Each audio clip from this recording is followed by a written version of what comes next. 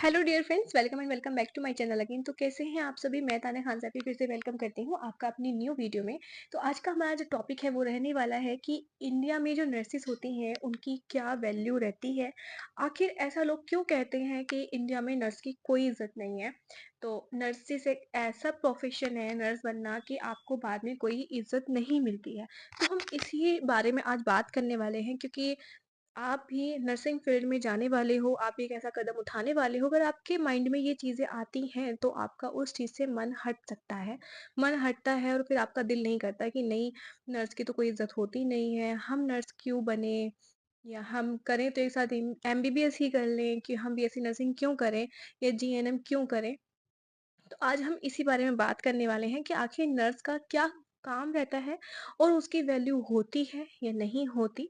तो इसी सारे टॉपिक को हम क्लियर करेंगे, क्योंकि अभी ऐसा वक्त चल रहा है जहाँ पर आपको डिसीजन लेना है कि आपको बीएससी नर्सिंग करनी है या नहीं करनी है। तो ठीक है, हम बात करते हैं कि आखिर इंडिया में या फिर कहीं भी नर्सेस क्या करती हैं, उनकी वैल्यू क्यों जज की जाती है। तो देखिए, नर्सेस एक डॉक्टर का हार्ट होती है। ये आपने पहले भी सुना होगा और अभी भी मैं भी बता रही हूँ कि जब डॉक्टर आता है, डॉक्टर ने पेशेंट को एडवाइस किया या फिर उसने उसका ट्रीटमेंट कर दिया एक टाइम पे।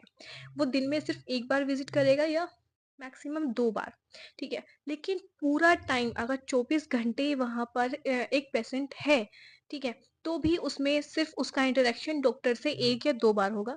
डॉक्टर पूरा टाइम उसके पास नहीं बैठा होगा, ये देखने के लिए कि हाँ, अब फ़ीवर उतर गया या अब उसको वोमिटिंग नहीं आ रही है या वोमिटिंग आ रही है। ये सारी चीज़ें कौन देखता है? एक नर्स दिखती है।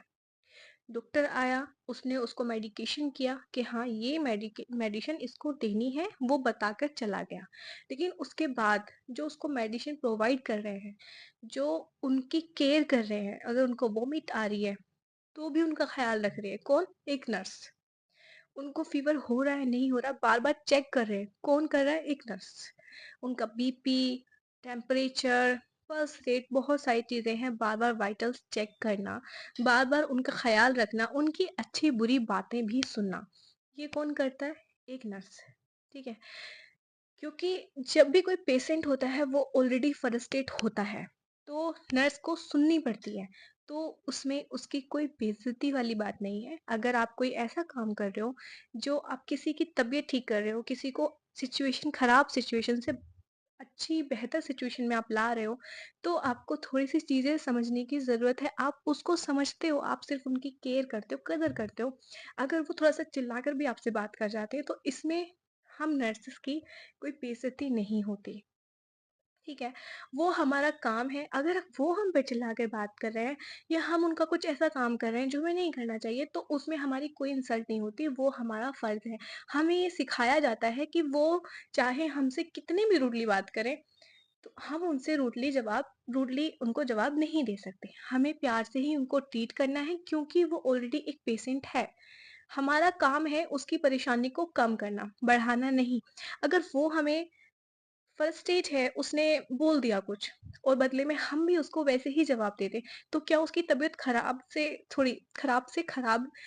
से सही होगी या फिर और ज़्यादा खराब हो जाएगी? तो आप खुद सोच के देखिए। तो इसमें किसी की वैल्यू कम नहीं होती है, हमारा काम ही किसी की तबीयत को ठीक करना है, तो उसके लिए हमें उसकी अच्छी-बुरी बातें सुननी पड़ेंगी। अब उसका आप गलत मीनिंग निकाल लो कि कोई इज़्ज़त ही नहीं है या फिर उनसे तो कोई भी ऐसे बात कर सकता है, कोई ऐसा कुछ नहीं होता है। अगर हम नर्सेस ही नहीं होंगे तो आपका ख़्याल हॉस्पिटल में कौन रखेगा? अगर हम भी आपसे उसी तरीके से बात करें जिस तरीके से आप हमें कभी-कभी बोल देते हो, तो फिर आपका ख़्याल कौन रखेगा? आपका ट्रीटमेंट कैसे होगा? अगर हम भी ये सोचने लगे कि नहीं, हमने तो ये कोर्स कर रखा है, हमने पैसे लगाए, हमने टाइम दिया है, तो हम भी किसी से कम नहीं है, तो भई ऐसे इलाज नहीं होगा। हमें उन चीज़ों के लिए हमें थोड़ा-सा नीचे डाउन टू अर्थ रहना पड़ता है, ताकि हम आपका इलाज अच्छे से कर पाएँ। ठीक है? ऐसा नहीं है कि नर्सेस को कम काम आता है या फिर वो पढ़ाई में पैसे कम लगते हैं, नहीं। हम एक स्टाफ नर्स या नर्सिंग ऑफिसर जो भी होते हैं, हमारा हमें सिखाई पढ़ाई के साथ-साथ हमें बाकी चीज़ों के साथ-साथ ये चीज़ भी सिखाई जाती है कि पेशेंट के साथ कैसे हमें कनेक्शन बनाना है। तो हमें अच्छे कनेक्शन बनाने के लिए हमें सुननी पड़ती है। तो इसमें कोई बेइज़्ज़ती वाली बात नहीं होती। सबसे पहले तो आपका ये डाउट मैं बिल्कुल हटा देती हूँ कि वो हमारा फ़र्ज़ है। हमें हर चीज़ मेंटेन करके चलनी पड़ती है। एक लिमिट होती है हर चीज़ की, ऐसा भी नहीं है कि कोई थप्पड़ मारा तो भी सुनेंगे। नहीं, आप हर चीज़ों को बहुत अच्छे से मेंटेन करके चलने की ज़रूरत होती है। लिमिट में, ठीक है? तो ये तो रही बात कि हाँ, इज़्ज़त नहीं होती, इज़्ज़त होती है। वो हमारा फ़र्ज़ है, वो लोगों की मेंटालिटी है, जो आप मेंटालिटी अपने दिमाग में बना के बैठे हो कि इज़्ज़त नहीं होती है ये वो, तो आप वो चीज़ निकाल के फेंक दो, ठीक है? ऐसा नहीं है, ठीक है? रही बात आउट ऑफ इंडिया की, तो वहाँ भी हमें वही काम करने पड़ते हैं जो हम इंडिया में करते हैं, ठीक है? ऐसा तो नहीं है कि वहाँ पर हम जाके डॉक्टर की कुर्सी पे बैठ जाएँगे, वहाँ पर भी हमें एज़ अ नर्स ही काम करना पड़ता है। बस सोच बदलनी पड़ेगी, वहाँ पर थोड़ी सैलरी ज़्यादा होती है, इसलिए आपको वहाँ की चीज़ें आप वहाँ तक नहीं सोचते हो। वहाँ तो अगर आप वो काम कर रहे हो, तो भी चलेगा, कोई दिक्कत नहीं है। नहीं, दोनों जगह सेम ही काम करना पड़ता है। ये अपना इंडिया है, वो बाहर है, तो आप बस ये सोचते हो कि हाँ, वहाँ तो ऐसी फैसिलिटी मिलेंगी, ये वो, एक अच्छी सैलरी के लिए आप दूर जाते हो। ठीक है, सबका अपना-अपना परसेप्शन होता है, सबकी अपनी-अपनी मेंटालिटी होती है। आपको जाना है, जाइए, लेकिन अगर आप पर इंडिया में रहे हैं, तो आपको वर्क भी इंडिया में करें, अच्छे से अपने देश की सेवा करें, लोगों को और जागरूक करें नर्सिंग के लिए, क्योंकि एजुकेटेड नर्सेस की बहुत ज़्यादा नीड है अभी हॉस्पिटल्स में, क्योंकि हॉस्पिटल में डॉक्टर, बड़े हॉस्पिटल में 10 डॉक्टर हो सकते हैं, लेकिन स्टाफ नर्स की बहुत अधिक संख्या चाहिए होती है, ठीक है? तो इसलिए हमें बिल्कुल नहीं सोचना है कि कोई नर्स की इज़्ज़त नहीं होती, बहुत रिस्पेक्ट होती है, बस हम सुन लेते हैं, तो वो हमारा प्रोफ़ेशन है, ठीक है? तो इसलिए बिल्कुल भी नहीं घबराना है इस चीज़ से कि हम नर्सिंग करने जा रहे हैं, लेकिन क्या हमें रिस्पेक्ट मिलेगी, नहीं मिलेगी? तो ऐसा कुछ नहीं होता है, सबका अपना प्रोफ़ेशन होता है, काम करने का तरीका होता है, ठीक है? और अगर आप स्टाफ नर्स या फिर सीएचओ या फिर नर्सिंग ऑफिसर की प्रिपरेशन कर रही हैं, या आपको करना है कि हाँ, मुझे कॉम्पिटिटिव एग्ज़ाम करना है, मुझे जीएनएम मेरा कंप्लीट हो गया, मुझे नर्सिंग ऑफिसर के लिए अप्लाई करना है, तो आपके लिए मैं एक बुक लेकर आई हूँ। आप इस बुक से प्रिपरेशन कर सकते हैं, जिसमें आपको 5000 एमसीक्यू मिलेंगे और इसमें आपको क्वेश्चन बैंक भी मिलेगा। इससे आप अपनी तैयारी को बहुत ईज़िली कर सकते हो, और इसमें हिंदी और इंग्लिश दोनों मीडियम में आपको क्वेश्चन प्रैक्टिस करने के लिए मिलेंगे। इसमें थ्योरी भी है, सारे सब्जेक्ट इंक्लूडेड हैं, जो सब्जेक्ट आपको जीएनएम या फिर बीएससी नर्सिंग में पढ़ाए जाते हैं।